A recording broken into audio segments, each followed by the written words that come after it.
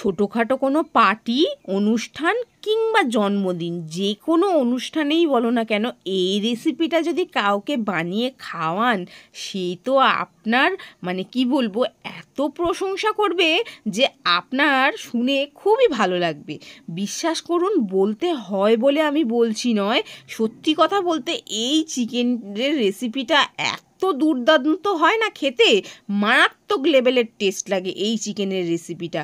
আর এই চিকেনটা না যে কোনো জিনিসের সাথে ভালো লাগে, ভাত কিংবা পরোটা কিংবা পোলাও কিংবা নান রুটি, মানে যে কোনো জিনিসের সাথেই খেতে ভালো লাগে। তো যাই হোক, এবার ঝটপট রেসিপিটা দেখে নাও। সবার প্রথমে এখানে আমি চিকেন নিয়েছি প্রায় 1.5 কিলো মতন চিকেন। আর চিকেনগুলো এই রোস্ট বানানোর জন্যে চিকেনটাকে প্রথমেই কিন্তু বড় বড় সাইজের কেটে নিতে হবে, তবে কিন্তু রোস্টটা কিন্তু দারুণ লাগে। আর চিকেনের মধ্যে আমি ম্যারিনেটের জন্য বেশ কিছু মশলা করে নেবো। এখানে আমি নিয়ে নিয়েছি বড় মিক্সিং জারটা, যেহেতু মশলাটা একটু বেশি হবে। প্রথমেই আমি এখানে দিয়ে দিয়েছি পোস্ত, প্রায় 2 চামচ মতন আমি পোস্ত দিয়েছি। আর এখানে চাল মগজ দিয়েছি কিছুটা, তারপরে কিছুটা দিয়েছি কাজু বাদাম। তবে কাজু বাদামটা না দিলেও কোনো অসুবিধা হবে না, শুধুমাত্র চাল মগজ দিয়েও কিন্তু এটা তৈরি করা যাবে। কাজু বাদামটা দিলে একটু টেস্টটা বাড়ে এই আর কি। তারপরে এখানে দিয়েছি অনেকগুলো কাঁচা লঙ্কা, আর দিয়েছি কাঁচা পেঁয়াজ, অনেকটা পরিমাণের পেঁয়াজ দিয়েছি। দিয়ে তারপরে এখানে 1 বাটি মতন দিয়ে দিয়েছি আমি টক দই। দিয়ে এটাকে, আর কিন্তু আমি জল দিইনি, যেহেতু টক দই দিয়েছি, টক দইটা দিয়েই কিন্তু এটাকে ভালো মতন পেস্ট করে নিয়েছি। এবার এই পেস্টটা দিয়েই কিন্তু ম্যারিনেটটা করব। তো মাংসটা একটা বড় কড়াইয়ের মধ্যে নিয়ে নিয়েছি, নিয়ে এবার যেটা পেস্ট করে রেখেছি সেই পেস্টটা পুরোটা আমি এর মধ্যে দিয়ে দিয়েছি। দিয়ে দেব এখানে 2-3 চামচ মতন আদা রসুন পেস্ট। তো এটা আমি আগে থেকেই পেস্ট করে রেখেছিলাম আদা রসুনটা। তারপরে এর মধ্যে পরিমাণ মতো নুন দিয়েছি, আর দেব সামান্য পরিমাণের লঙ্কার গুঁড়ো। এটা ঝাল লঙ্কার গুঁড়ো অল্প পরিমাণেরই দিয়েছি, যেহেতু আমি কাঁচা লঙ্কা আর গোলমরিচ দিয়েছিলাম, তাই এখন অল্প পরিমাণেরই লঙ্কার গুঁড়ো দিয়েছি, ব্যাস।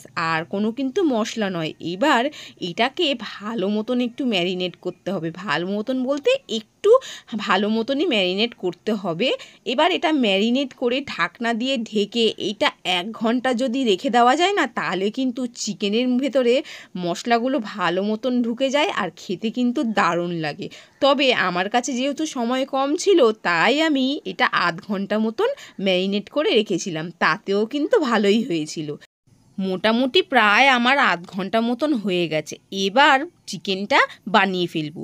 চিকেনটা বানানোর জন্য এখানে বড় একটা কড়াই নিয়েছি, কড়াইয়ের মধ্যে আমি দিয়েছি সাদা তেল অনেকটা পরিমাণে, তার মধ্যে 1 চামচ মতন দিয়েছি ঘি।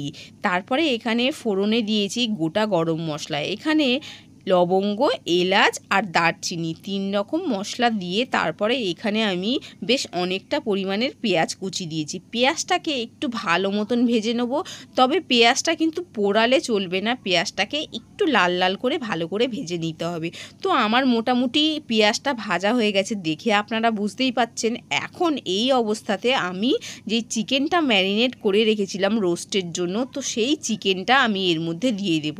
তবে তেলের পরিমাণটা কিন্তু আমি কমই দিয়েছি, আমি কিন্তু খুব একটা বেশি কিন্তু তেল দিইনি, সেটা আপনারা দেখে নিশ্চয়ই বুঝতেই পারছেন। যেহেতু এর মধ্যে বাদাম আর চালমগজ আর পোস্ত দেওয়া আছে, এর থেকে কিন্তু অনেকটাই তেল রিলিজ করবে, তাই আমি তেলের পরিমাণটা একটু কমই দিয়েছি। এবার এটাকে ভালো মতন নাড়াচাড়া করে মিক্স করে নেওয়ার পালা আর কষে নেওয়ার পালা, ঢাকনা দিয়ে দিয়ে ঢেকে ঢেকে ঢেকে কষে নেওয়ার পালা। কারণ এটার মধ্যে যাবতীয় মোটামুটি যা যা মশলা দেওয়ার আমি কিন্তু দিয়ে দিয়েছি।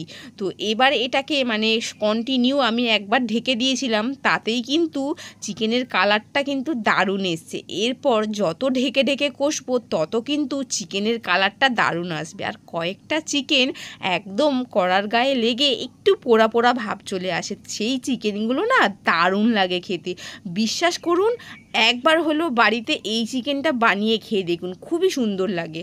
আর আমার কাছে একটু কালারটা কম মনে হচ্ছিল, তাই আমি এর মধ্যে একটু কাশ্মীরি লঙ্কার গুঁড়ো অ্যাড করেছি। তো এটা চাইলে আপনারা বাড়িতে বানালে নাও দিতে পারেন, তবে একটু কালার না হলে তাহলে কিন্তু ভালো লাগে না। কারণ কথায় আছে, আগে দেখে ভালো লাগলে চোখ শান্তি হলে তবে কিন্তু মন শান্তি হয়। তাই তো কথাটা ঠিক বললাম তো? এবার কিন্তু আমার চিকেনটা এইভাবে কিন্তু আমি ঢেকে ঢেকে প্রায় 1 ঘন্টা মতন কষবো। তো এই যে চিকেনটা কিন্তু আমার মোটামুটি ভালো মতন কষা হয়ে গেছে, আর চিকেন থেকে অনেকটা পরিমাণেরই জল বেরিয়েছিল। আর আমি কিন্তু আলাদা করে চিকেনে কোনো জল দিইনি, তার কারণ এই যেটুকু জল বেরিয়েছে সেই জলেই মোটামুটি আমার চিকেনটা সেদ্ধ হয়ে গেছে। তো এইবারে ফাইনাল লুকটা দেখো, চিকেনটা আমার পুরোপুরি রেডি হয়ে গেছে। এখন না আমি যেই মশলাটা দিয়েছি সেটা হচ্ছে সামান্য পরিমাণে এখানে বিরিয়ানির মশলা আর তার সাথে গরম মশলা দুটোকে একসাথে মিক্স করেছি।